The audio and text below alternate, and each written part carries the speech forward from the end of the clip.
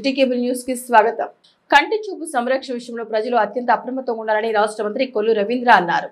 కంటి చూపు సంరక్షణ విషయంలో ప్రజలు అత్యంత అప్రమత్తంగా ఉండాలని రాష్ట్ర గనులు భూగర్భ వనరులు ఎక్సైజ్ శాఖ మంత్రి కొల్లు రవీంద్ర అన్నారు.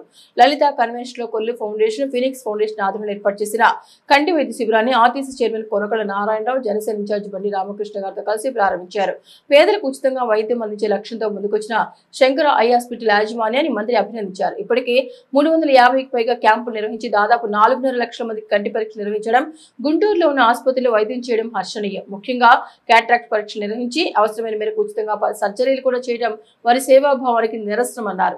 ప్రజలు కూడా కంటి చూపు విషయంలో అత్యంత జాగ్రత్తగా ఉండాలని సూచించారు. ఈ కార్యక్రమంలో కొల్లు ఫౌండేషన్ ప్రతినిధి కొల్లు పునీత్ చంద్ర, ఫినిక్స్ ఫౌండేషన్ ప్రతినిధి చిక్కుపల్లి అవినాష్, శంకర కంటి ఆసుపత్రి ప్రతినిధి శ్రీనివాసరావు తదితరులు పాల్గొన్నారు. ఇప్పటికి దాదాపు 350 పైన క్యాంపులు వాళ్ళు దగ్గర కండక్ట్ చేశారు. 4 లక్షల మంది పైన 4.5 లక్షల మందికి ఈ కంటి పరీక్షలు కానీ సహాయం కానీ చేయడం కూడా జరిగింది.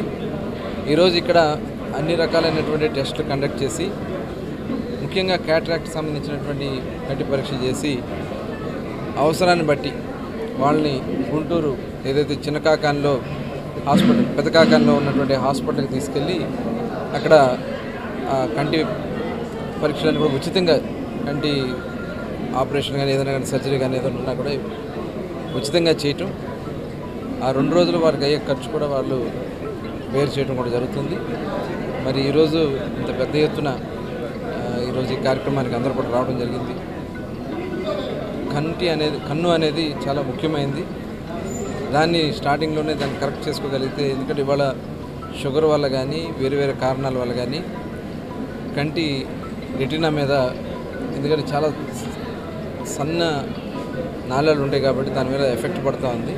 కాబట్టి సరైన సమయంలో సరైన విధంగా పరీక్షలు చేసుకుని నివారణ చేసుకున్నట్టయితే మన కంటిని మనం కాపాడుకోగలుగుతాం. దయచేసి అందరూ కూడా ఈ సదవకాశాన్ని సద్వినియోగం చేసుకోవాల్సిందిగా మరొకసారి కోరుకుంటూ, మరి గతం నుంచి కూడా అనేక కార్యక్రమాలు మనం కండక్ట్ చేసుకున్నాం. ఆ రోజున మానసికంగా ఉన్నటువంటి పిల్లల్ని కూడా తీసుకెళ్ళి బాంబే తీసుకెళ్ళి వాళ్ళందరూ కూడా ఆ రోజున స్టెమ్ సెల్ థెరపీ చేయించడం జరిగింది. అలాగే వాళ్ళకి మరి పెద్ద ఎత్తున ఉదయం నుంచి సాయంత్రం వరకు వాళ్ళకి అందుబాటులో ఉండే విధంగా చేసుకోవడం, స్పర్శ ఫౌండేషన్ ద్వారా ఆ కార్యక్రమం కూడా చేయడం జరిగింది. అలాగే సమ్మర్ వస్తే అంబడి కానీ మరి చిరుధాన్యాల మీద అవగాహన కల్పించిన కార్యక్రమాలు చేసాం, మజ్జిగ పంపిణీ చేయించడం, అట్లాగే అనేక సేవా కార్యక్రమాలు, కోవిడ్ టైంలో ఇళ్ళకి ఫుడ్ పంపించడం, మరి అన్నా క్యాంటీన్లు మూసేసినటువంటి సమయంలో పేద ప్రజలు. కొల్లు ఫౌండేషన్, ఫీనిక్స్ ఫౌండేషన్ వారి సౌజన్యంతో శంకర్ నేత్రాలయ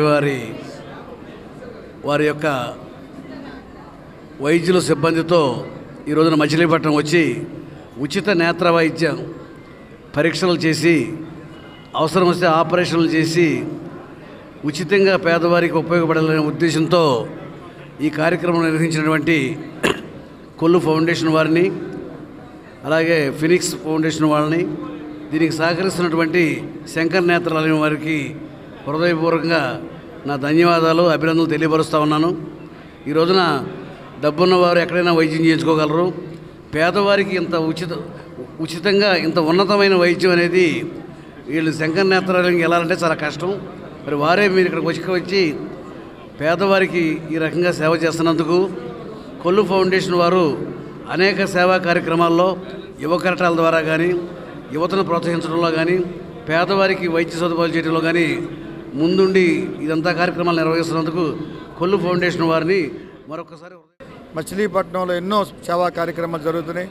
ఒక పేదవాళ్ళకి అన్నం పెట్టడమే కావచ్చు, యువ కరటాలు కావచ్చు, మరి ఉచిత వైద్య సేవలు మరి జరుపుతూ అనేక ముందుకెళ్తున్నటువంటి కొల్లు ఫౌండేషన్కి మనం చూసి అందరం కూడా సేవా కార్యక్రమాన్ని పెంచుకోవాలి.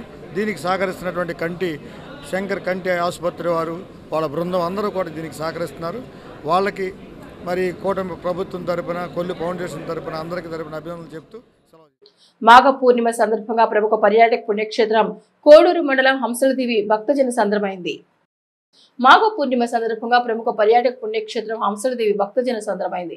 కోడూరు మండల హంసలదేవి గ్రామంలోని ప్రాచీన శ్రీ రుక్మిణి సత్యభామ సమేత శ్రీ వేణుగోపాల స్వామి దేవస్థానంలో జగద్గురు శంకరాచార్య మహాసంస్థానం దక్షిణ నాయ శ్రీ శృంగేరి శారదాపీఠం చే కుప్ప వంశీ నిర్వహించిన మాఘమాస మహోత్సవాలు పురస్కరించుకొని స్వామివారి దివ్య లీలా కళ్యాణ మహోత్సవం శోభాయమానంగా జరిగింది. తెల్లవారుజాము నుంచే వేలాది భక్తులు సాగర్ తీరాన్ని చేరుకుని పుణ్యస్నానాలు ఆచరించారు. ఉభయ తెలుగు రాష్ట్రాల నుంచి తరలివచ్చిన భక్తులతో హంసలదేవి పాలకాయ తిప్ప కిక్కిరిసిపోయాయి. భక్తులు సముద్ర స్నానాలు చేసి రుక్మిణి సత్యభామ సమేత శ్రీ వేణుగోపాల స్వామిని దర్శించుకుని కళ్యాణ తలంబ్రాలు ప్రసాదం స్వీకరించారు. నియోజకవర్గ కూటమి నాయకుడు మండలి వెంకట్రావు పుణ్యస్నానం ఆచరించి స్వామివారిని దర్శించుకున్నారు. కళ్యాణ మహోత్సవాలు పురస్కరించుకుని రాత్రి రథోత్సవం ఏర్పాటు చేశారు. భక్తులకు ఎలాంటి అసౌకర్యం కలగకుండా Avanigadda CI Yuvakumar, marine CI Suresh Reddy ఆధ్వర్యంలో తీరం వెంబడి విస్తృత గస్తీ, ట్రాఫిక్ నియంత్రణ చర్యలు చేపట్టారు. గజ ఈతగాలతో నిత్యం బహారా ఏర్పాటు చేశారు.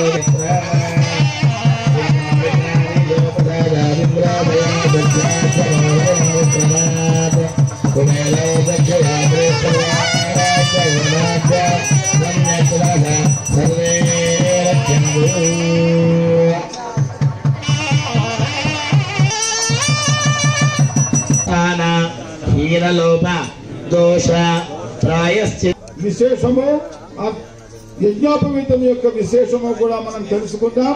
స్వామివారికి యజ్ఞానికి నమస్కరించాలి, పూజించాలి. వాళ్ళకి విధించిన విధానం ద్వారా మనం కొన్ని సందర్భాల్లో అలా పూజించలేకపోవచ్చు. అది లోపము. ఆ లోపమంతా కూడా అంటే ఎవరెవరు ఏ విధంగా స్వామిని పూజించాలగాలి అనే ఉద్దేశంతో వసుదేవ సుతం దేవం కంసచాణూరమర్దనం దేవకీ పరమానందం కృష్ణం వందే జగద్గురుం.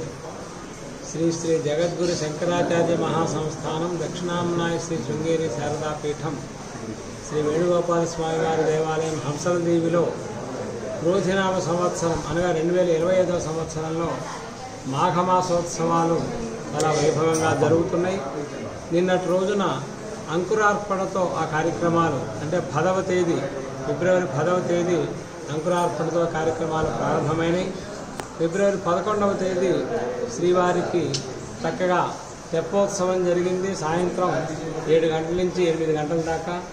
ఇప్పుడు 10 గంటల నుంచి రుక్మిణి సత్యభామ సమేత వేణుగోపాల స్వామి వారికి దివ్యలీలా కళ్యాణ మహోత్సవం జరగబోతోంది. ఈ కార్యక్రమాలన్నీ కూడా శ్రీ శ్రీ జగద్గురు శంకరాచార్య మహాసంస్థానం వారి యొక్క ఆధ్వర్యంలో నిర్వహింపబడుతూ ఉన్నాయి. ఈ వేణుగోపాల స్వామి వారి యొక్క దేవాలయం శ్రీ శ్రీ జగద్గురు శంకరాచార్య మహాసంస్థానం ద్వారా భక్తజన రంజకంగా నిర్వహింపబడుతూ ఉన్నది. కృష్ణాసాగర సంగమ క్షేత్రం ఇది. కృష్ణానది సముద్రంలో కలిసేటటువంటి పవిత్రమైనటువంటి ప్రదేశం.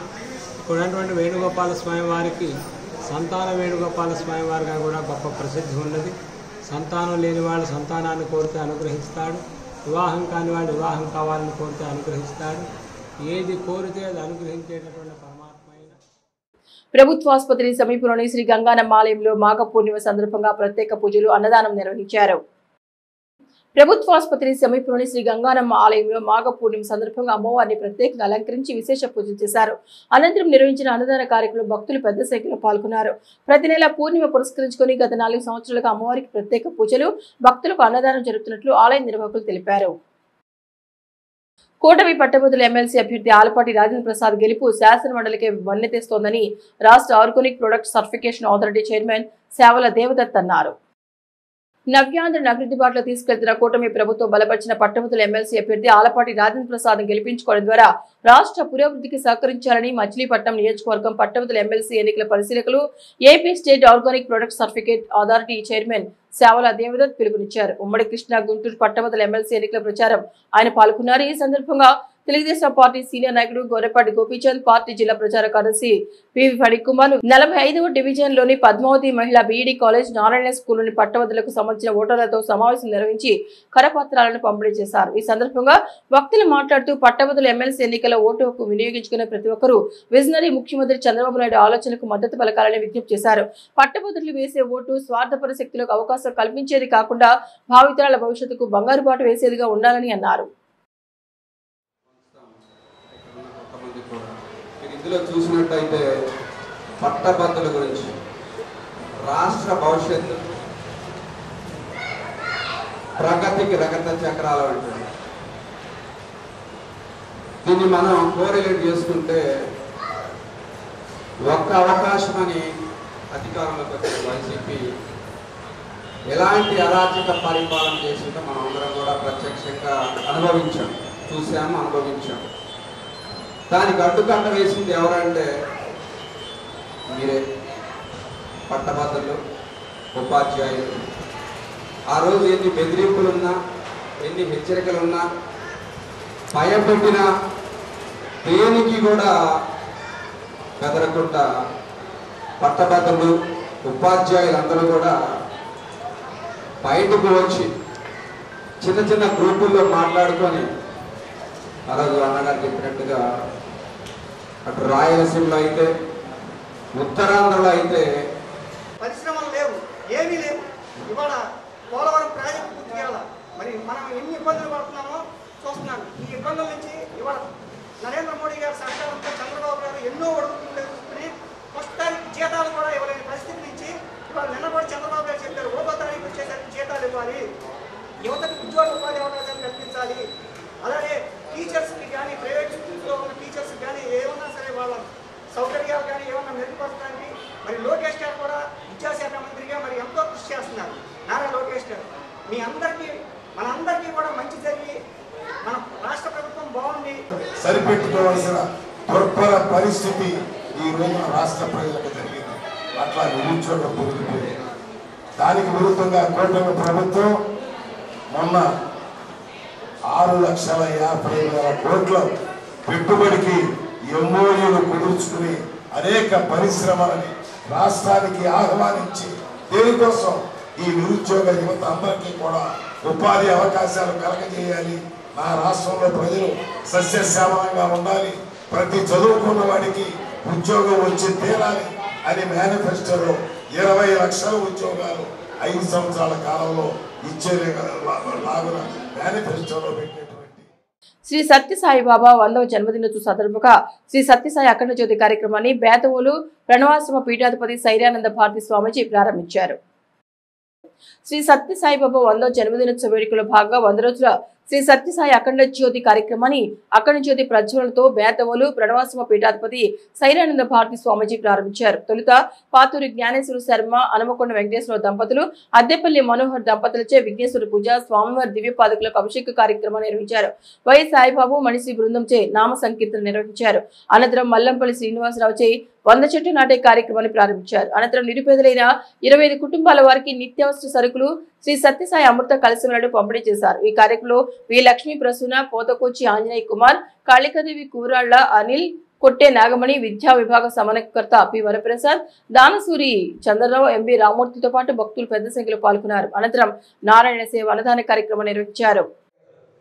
100 మందికి నేర్పాలి, నగర సంకీర్తనలు 100 చేయాలి, నామ సంకీర్తనలు 100 చేయాలి, పాదుకాష్టోత్తర పూజలు 100 చేయాలి.